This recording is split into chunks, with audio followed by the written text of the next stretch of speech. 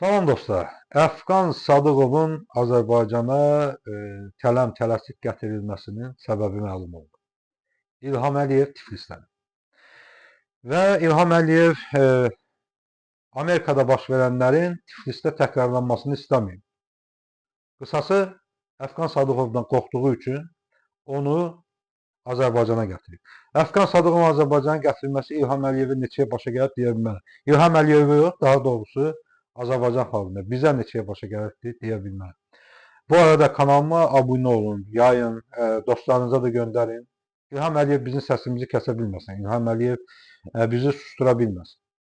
Bu kanal Azərbaycan xalqına sözümü çatdırmaq üçün açmışam. Bilirsiniz ki, TikTok kanalının yayımı Azərbaycanda qadağan olundu, bağlandı. Ondan sonra təzəliklə YouTube kanalına açdım. Abunə olun, paylaşın dostlarınıza da deyin. Qaydaq söhbətimizə. İlham Əliyevin Tiflis səfərinə. İlham Əliyev Tiflisə getməzdən əvvəl Azərbaycanlı jurnalist Əfqan Sadıqovu qanunsuz olaraq Azərbaycan deportasiya etdirdi. Bundan əvvəl Əfqan Sadıqovu orada tutmuşlar, 6 ay həbsxanada saxlamışlar İlham Əliyevi tənqid etdiyinə görə, Əliyevlər rejimini tənqid etdiyinə görə. Sonra da Gürcüstandan çıxmağa qadağan eləmişdi. Bir neçə gün bundan əvvəl, daha doğrusu aprelin 1-də tələm-tələsik Əfqan Sadıqova qarşı qaldırılan cinayət işini ləğv elədilər, ölkədən çıxışını ləğv elədilər. Əfqan ailəsinin yanına getməli idi Fransaya. Tutdular, bir saxta cinayət işi açdılar yeni, güya Əfqan sosial şəbəkələrdə Gürcü polisini təhqirləyib. Bunu bəhanə etdilər. Sonra dedilər ki, Azərbaycan tərəfi Əfqan Sadıqovun pasportunu deaktiv edib, bunu əsas gətirib Azərbaycana təhvil verdilər. Əslində onu deportasiya, ölkədən çıxmaqla bağlı qərar qəbul eləmişdilər. Əfqan Sadıqov istənilən ölkəyə gedə bilərdi. Amma bu pasportu Azərbaycan hökuməti deaktiv elədi. Gecə saat 2-də baş tutan məhkəmə prosesində səfirlik arayış təqdim edib. Məhkəmə pasportu deaktiv olundu. Azərbaycana verildi. Əfqan da Azərbaycana gedib, bu gün aparıblar 34-cü polis bölməsinə, biraz saxlayıblar. Yəni Azərbaycan hökuməti gövdə nümayişçiliyi etdi ki, bura bir dəfəlik də gələ bilərsə, buraxıblar sonra. İlham Əliyev qorxub Əfqan Sadıqovdan ki, Amerikada baş verənlər təkrarlanmasın. Amerikada bilirsiniz, bir ay keçməyib üstündən. İlham Əliyev Amerikaya səfərləyəndə oradakı siyasi mühacirlər, Tofiq Yaqublu'nun oğlu Rəhim Yaqublu başda olmaqla İlhamın qaldığı otelin qarşısında etiraz aksiyası keçirildi. Bu zaman İlhamın telekanalları, daha doğrusu qoçuları aksiya iştirakçılarına hücum edib, onlara zərbə endirib, xəsarət yetirib və Amerikada Azərbaycan prezidentinin mühafizə dəstəsinə qarşı cinayət işi başlandı. Prokurorluq məsələni araşdırır. İndi İlham Əliyev bunun qarşısını almaq istəyir. İstəməyib ki, onu məsələn Heydərin heykəli qarşısında gül qoyanda Əfqan Sadıqov oradan qışqırsın İlham Əliyev diktator.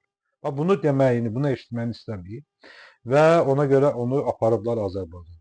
İlham arvadını da götürüb Tiflisə niyə gedir? Heç bir strateji, tərəfdaşlıq, nə bilim, yaxın ölkəzar belə şeylər fikirləşmir.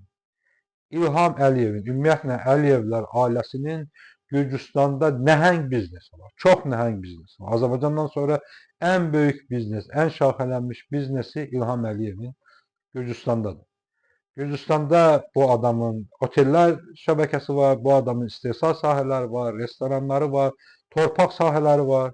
İlham Əliyev Gürcüstanda qarpız əkir dostlar.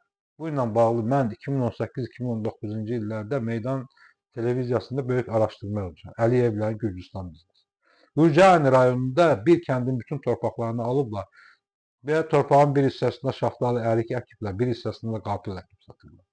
İndi İlham Əliyev o qarpızı, nə bilim, badımcan, pomidor əkir Azərbaycanın müxtəlif ölkələrin rayonlarında, o cümlədən Qarabağda.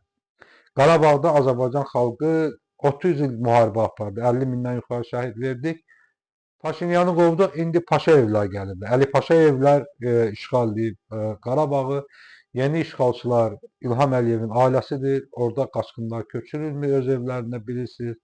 5-6 kəndi birləşdirirlər, bir kəndə adını Ağıllı kənd qoyurlar və Ağıllı ondan ibarətdir ki, o kəndlərin bütün yollarına kamera qururlar və hamını nəzarət edirlər. Ağıllı kəndin ağılsız evlərinin içində hamam tualet yoxdur, istilik sistemi yoxdur, atapleniyası yoxdur. Yəni 60-cı, 70-ci illərin Sovet kəndini tikib adını ağıllı kənd qoyublar kameralarına görə. O da yağış yağan kimi bütün su sel evin içindədir. Görürsünüz Ağdamda, Cəbrayılda, Laçında evlərin necə biabırçı vəziyyətdə olduğunu. İlham Əliyev Tiflisdədir. İlham Əliyev Tiflisdə öz əmlakını reviziyasına gedir. Mən bilmirəm, İlham Əliyev İvanashvili ilə birlikdə ortaq biznesi var. O biznesin el dilində desək, alverçi dilində daha doğrusu desək, açotu çotunu eləməyə gedir. İlham Əliyev alverçidir, bazar alverçisidir, Sovet alverçisidir. Milyon dəfə demişəm, milyon birinci dəfə də olsun. Əliyev alverçidir, Sovet alverçisidir. Ölkəni də alverçi kimi idarə edir. Azərbaycana böyük bazar kimi baxır. Sadəcə olaraq bazarın bütün lafqaları İlham Əliyev. İlham Əliyev orada alverləyir. Sərhədləri bağlayıb, bağlı saxlayıb sərhədləri, insanları buraxmır o sərhədlərdə. Amma Əfqan Sadıqovu quru yolla Azərbaycana təhvil veriblər, dostlar. Quru yolla. Gətiriblər Krasnomosta, o Krasnomostdakı Azərbaycan xalqının üzünə bağlıdır.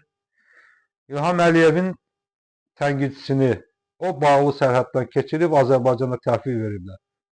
Bəlkə Əfqan Sadıqov da bu Covid xəstəliyi var. Bu sərhədlər Covidə görə bağlıdır. Bəlkə ona görə, bəlkə Əfqanda da vardı bu Covid. Bəlkə ondan yayılacaq Azərbaycan. Yox, İlham Əliyevin tənqidçilərinə, İlham Əliyevə lazım olanda o sərhədlər açıqdır. Azərbaycan xalqını böyük bir həbsxanaya salıblar. İlham Əliyev Gürcüstanda enerji sektorundan tutmuş, turizm sektoru, otelçilik, restoran, bar, kumarxana, böyük bir biznesə sahib. Bu adam Gürcüstanda olan xüsusi münasibəti, Gürcüstan hakimiyyətinin buna olan xüsusi münasibəti təkcə Azərbaycanın Gürcüstana qaz, neft satmasındadır, qaz, neft verməsindədir. Bu həm də Azərbaycan xalqından oğurlanan pulların investisiya şəklində Gürcüstana qoyulmasıdır. Bilirsiniz, Gürcüstanda Gürcü dilində Sakartvela deyirlər. Amma Sokara görə Gürcülər indi ölkəsinin adını zarafat, yarı zarafat, yarı gerçək Sokarvela deyirlər. İvanashvili hakimiyyəti özünü Əliyevin vassalı kimi aparır, Əliyevin köləsi kimi aparır. Bax, bizim Azərbaycan məmurları kimi aparır. Gürcüstanın baş naziri İlham Əliyevin qabağında belə Gədəbəyin icra başçısıdır. Belə aparırlar. Əliyev arvadını da götürüb Tiflisə gedib, amma Bakının mərkəzində cəmaət suyun içindədir. Keşlədə cəmaət suyun içində qalır, Masasızda cəmaət suyun içində qalır. Qusarın kəndlərini su aparıb gedir. Stolbalar, elektrik dirəkləri, transformatorlar su aparır. Cəmaət işıqsız qalır. Cəmaət yolsuz, işsiz, körpüsüz qalır. İlham Əliyev isə arvadını da götürüb qoltuğuna vurub Tiflisi gəzir. İlham Əliyevin yolunun üstündə su olmasın, su basmasın deyib, o suyu cəmaatın evlərinə, həyətlərinə, arxa məhəllələrə vururlar. Millət suyun içindəykən Mehriban Əliyev, birinci vitse-prezidentdir, güya humanitar məsələlərə baxır. İndi orada suyun içində qalıb əziyyət çəkən insanlara humanitar yardım etməlidir, vəzifəsini yerinə yetirməlidir. Prezident də, vitse-prezident də atıblar Bakını, ölkəni bir yaramaz icra başçısı var Bakının, Eldar Əzizov, top bişirən. Onun öhdəsini atıb qaçıb gediblər. Keşlə suyun içindədir, Masazı suyun içindədir, Biləcəri suyun içindədir, Kənd Binəqədi suyun içindədir. Ümumiyyətlə Bakı, Batı, Qusar, Şimal rayonlarında çox ciddi təhlükə var. Kür daşmaq həddinə gəlib çatıb, suyun səviyyəsi həddindən artıq yuxarı qalxır. Amma bu ailənin vecinədir. Arvadını da qoltuğuna vurub gedib, nə bilim, atasının heykəlini ziyarət edir, orada gəzir, avaralanır. Yəqin axşam İvanashvili ilə gedib radio otelində qumar da oynayacaqdılar. Xalq isə burada əziyyət çəkir, xalq isə burada zülm içindədir.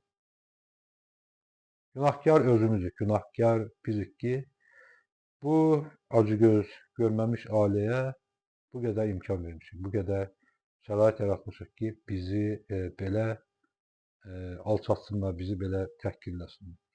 Kanalıma abunə olun dostlar. Abunə olun ki, İlham Əliyev bizim səsimizi kəsə bilməsin. İlham Əliyev öz tənqidçilərini öldürür. Necə ki, Vidadi İskəndərlini öldürdü, Hüseyn Bakıxanov Tiflisdə öldürtdürdü, Bayramı İstanbulda Vüqar Rzayevi Belçikada öldürtdürdü. Necə ki, Rauf Miqədirovu məni başqalarını oğurlayıb Bakıya aparır. Necə ki, qiyabi hökmlər kəsir tənqidçilərinə və siyasi rəqiblərinə. Bütün bunların məqsədi Azərbaycanda etiraz edən insanların səsini kəsməkdir, etiraz edən insanların bütün qapılarını bağlamaqdır. Biz burada xaricdə olanlar xalqın səsi olmağa çalışırıq. Çox təəssüflü olsun ki, ölkəmizdə media susturulub, bilirsiniz, 40-dan artıq jurnalistin bu dəqiqə ya məhkəməsi gedir, ya da ki, həbsxanadadır. Meydan TV, Toplum TV, Abzas Medianın bütün rəhbərliyi həbs olunur, həbsxanaya atılır. Ölkənin daxilində media fəaliyyət göstərə bilmir. Və bu işi biz görürük, xaricdə olanlar görür. Ona görə kanalımıza abunə olun, yayın. Eyni zamanda qorxmadan, çəkinmədən mənə məlumat verə bilərsiniz. Və sizə əmin edirəm ki, sizin kimliyiniz barədə heç kəs məlumat tutmayacaq. Facebook üzərindən yaza bilərsiniz, WhatsApp üzərindən, Signal üzərindən yaza bilərsiniz. Əlaqə saxlaya bilərsiniz. Bax, bura anonim yaza bilərsiniz. Sizdən xahişimiz odur ki, güzləşdiyiniz problemləri bizə deyin və bir də kanalıma abunə olun. Sağ olun.